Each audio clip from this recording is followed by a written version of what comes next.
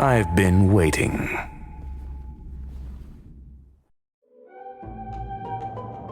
Fallout from this incident remains. Surely you have plenty of pressing matters to attend to.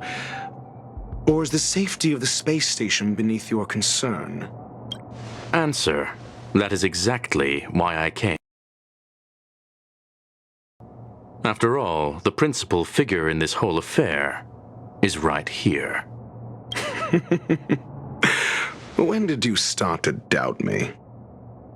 When one is immersed in academic research, skepticism comes far more naturally than belief. I've had the same bad habit as you since the beginning, Mr. Ratio. I must say I'm quite honored, Mr. Screwllum. But do explain, why opt for silent wisdom when you already had the pieces of the puzzle? For curiosity's sake. Affirmation. I made the same decision as you, to accompany and observe. Oh, and when did you become convinced? Objectively speaking, aside from some minor spiritual trauma, no researchers were hurt in this attack, which never aligned with the Annihilation Gang's modus operandi. Logic, a third party saved them. Had I not fortuitously acquired a spark of the phase flame and intervened in Duke Inferno's teleportation, those people would already be space waste, floating past the windows here. You are more candid than I calculated. But still behaving within your calculations, no? One last question, Screwllum. Genius though you are, can you deduce why I did this?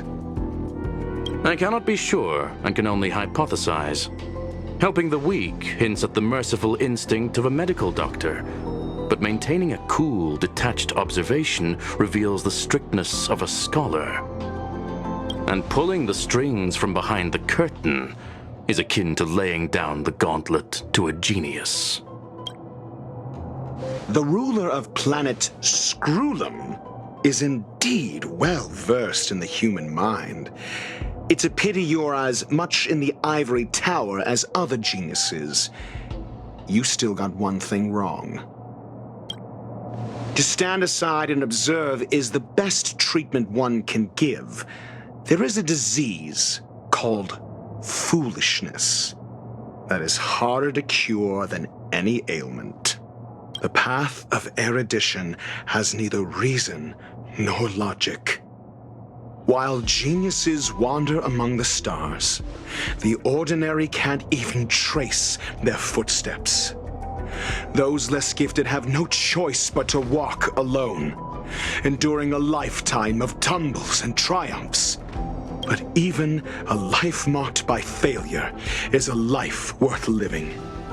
It is only in moments of solitude and despair, when help is absent, that fools grasp how to pick themselves up. I have a fastidious nature. I cannot stand fools, idiots, or imbeciles. Seeing them fills me with dread. Regrettably, this space station is just like the Intelligentsia Guild, devoid of geniuses and filled with mediocrity. You wish to uproot the researchers' blind worship of geniuses. I am only laying out my questions.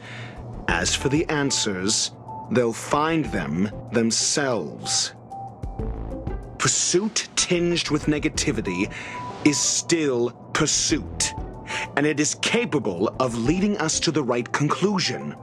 For the masses of the mediocre to reach a level of awareness, this is a necessary rite of passage.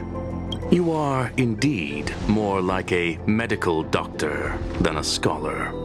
As for the spark I leave behind, I believe Asta will deal with it properly. it is also a lesson I left for her. With that, I take my leave. I look forward to future encounters with such brilliant minds. Let's hope they're as memorable as those we had today.